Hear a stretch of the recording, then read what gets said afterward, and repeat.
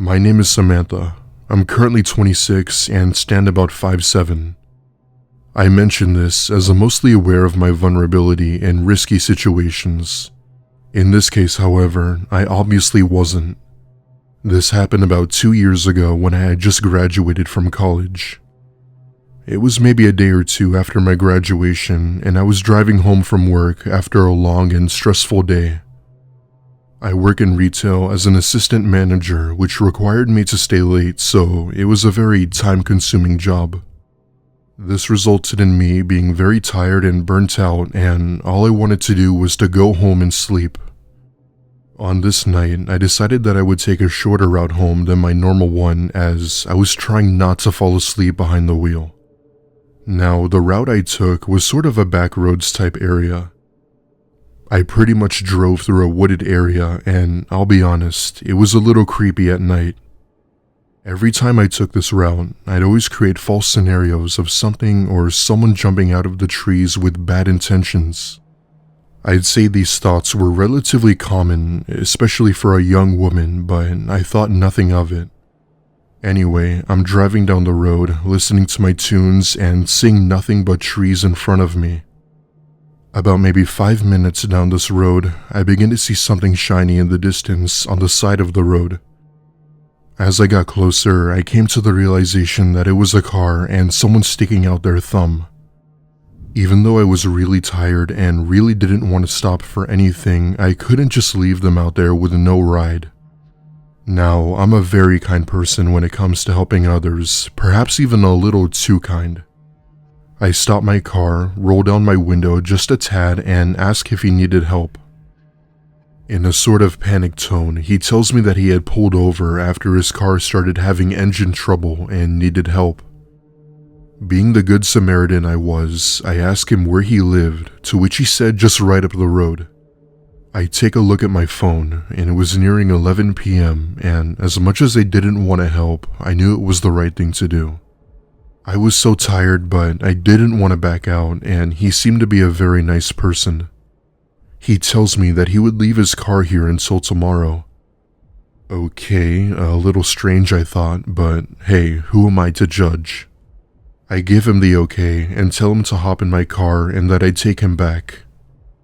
He thanks me for the kind gesture and gets in the passenger seat of my car. Almost immediately, his whole demeanor completely changed. He went from the nice and humble guy he was to just flat out rude. Not wanting to say anything and too tired to care, I just focus on driving when I see him look at me from my peripheral vision. I'm on this road for a good 10 minutes trying to ignore his gaze and keep to myself when he finally breaks the silence. "You come around here a lot?" he said. No, not really. I'm just taking a shortcut," I replied. "You know, you don't have to lie to me. I hate it when people lie." I explained to him that I wasn't lying and that I was just really tired. He seemed to calm down, and we drive up the road until he eventually says, "Drop me off here. That's far enough." At this point, we're still well on the road, and it only seemed to keep going. Assuming that he would walk the rest of the way, I unlocked the car door, but he didn't get out. He just sat there, looking out at the road. When I look at what he was seeing, my entire world fell apart. Emerging from the trees were these 4 large biker men, all holding tools like crowbars and hammers. One of them even had a gun, which made my blood run cold. The man in my car then takes out a pocket knife and says something along the lines of, "Alright, you're gonna give us any valuables you have or we won't hesitate to hurt you. You ever had a broken jaw? It hurts like hell." In that moment, I began crying and handed my wallet and ring I had on my finger. Just to note, that ring was my grandmother's, who gave it to me before she passed, so it was very important to me. I tell him that's all I had and to please just let me go. He pauses, takes one look at me, and steps out of the car, walking over to one of the men. It was at that point when I realized that this was my chance to book it, and after gathering up the courage, I did just that. I threw my car into drive and absolutely floored it. I managed to hit the man with the gun, but not before him firing several shots at my car. I thankfully made it out of there unharmed while driving to the nearest police station. The police had took down my statement and had sent units to that area. However, in most situations like this, whoever those men were gone. They got away with it scot-free.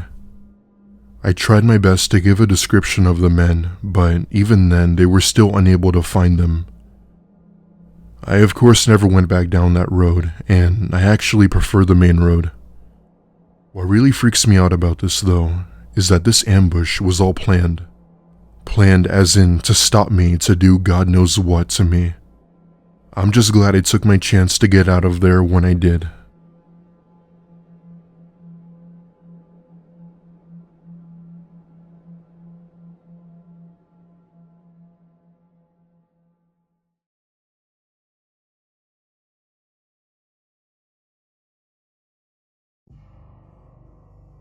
This didn't happen to me, but rather my mom when she was in her early to mid-20s.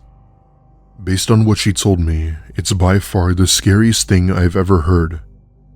This happened in the 70s. As the story goes, my mom had been out on a jog one evening in the summer. She loved running as that kept her motivated and energetic. On this day, she had just finished up her run and was planning to head back to her boyfriend's house as it was gonna rain soon. However, she soon realized that she wouldn't be able to make it to the house without getting soaked.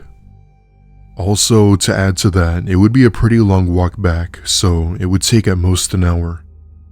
Now, this was obviously when cell phones weren't a thing, so she couldn't call her boyfriend to come get her. Instead, she decided that she'd stand by the road and hitchhike to her boyfriend's house in hopes that someone would come. It was nearing evening time, and the road wasn't busy at all, so she knew it was possible that no one would come. Maybe 20 or so minutes later, she hears an engine coming down the road, which was thankfully a car. Feeling relieved, she sticks out the old thumbs up, hoping the car would stop. To her surprise, it slowed down and pulled up next to her where she was greeted to a man in his mid to late 40s. According to my mom, he was very polite and offered her a ride before she even asked. The man was well dressed with a gray suit and appeared to be very formal, she said. My mom had asked him if he could drive her to her boyfriend's house, which was right down the road, which the man gladly agreed to. Now, there's no real way to say this without sounding weird, but my mother was very pretty back then. Like, she was the type of woman to attract a lot of men who were basically desperate for her. It's a bit weird for me to say, but it's important. Anyway, as they were in the car, the man begins throwing flirty and sexual comments about her. Everything from how nice her legs are to how perfect her body was for sex and how her boyfriend was lucky to have a woman like that. Now, given that this was the 70s, it was relatively common for men to catcall women. However, instead of my mom being uncomfortable or weirded out by this, she actually went with it and thanked him for the compliments. She even told him how men would always have their eye on her and that she appreciated any comments from men. The man kindly dropped her off at her boyfriend's house, but not before my mom giving him her number, telling him to call. Yeah, my mom was a player back then. About 2 hours later, her and her boyfriend are on the couch watching TV when the home phone rings. Her boyfriend goes to answer it and immediately says that it's for her. Her boyfriend hands her the phone, and who's on the other end? The man from earlier. What he said to her, however, will always send a chill down her spine whenever she thinks about it. The following call went something like this. Good evening, Jenny. It's Brian. I gave you a ride earlier. Listen, I just wanted to say that you're just absolutely lovely and so kind. I say this because I was going to kill you and dump your body into a stream. But because you were so nice to me, I couldn't bring myself to do it. Jenny, can you do me a favor, darling? Please, for the love of God, don't get into a car with a stranger. Take care now. My mom said that she was absolutely horrified before falling to the floor sobbing. Her and her boyfriend both called police, but seeing as this was nearly 50 years ago, it would have been difficult to trace the number. Ultimately, there was nothing they could do. My mom is now in her late 60s and always tells me this story and to always be careful. It's a scary world out there.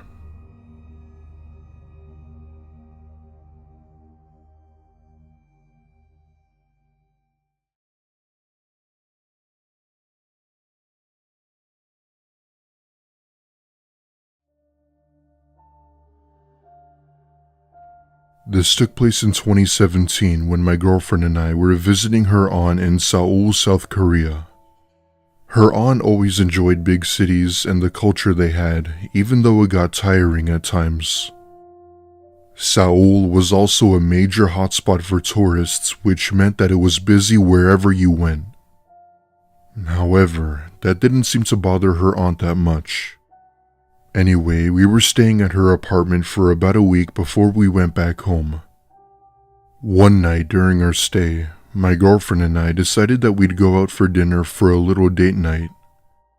I'm American and my girlfriend is obviously Korean, so I wasn't familiar with the food nor have I even tried it. She had recommended we go to this restaurant that served really good food along with popular dishes throughout Korea. The restaurant was located in the more rural parts of the city, which was about a 45-minute drive.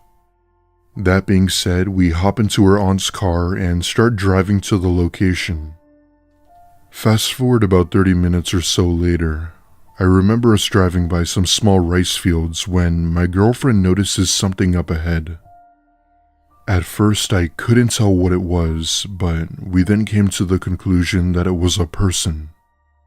Because of the light from the moon, we can see that he's waving his arms up in an attempt to stop us. My girlfriend obviously stops and he approaches the car while hyperventilating.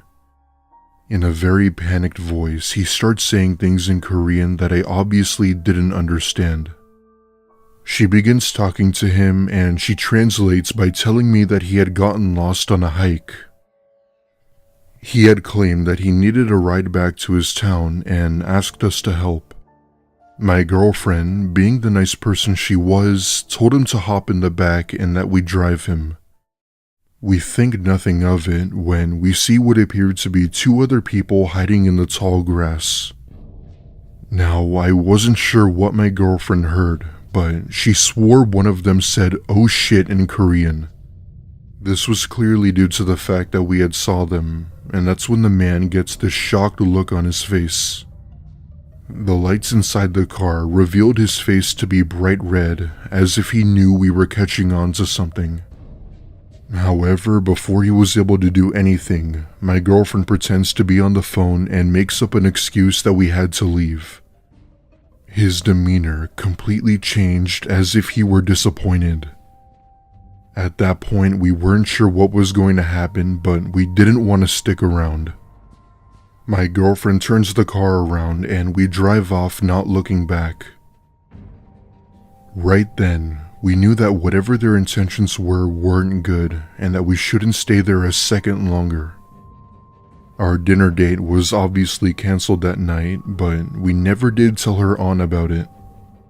South Korea is known to be very safe, so the chances of something like this happening were rare.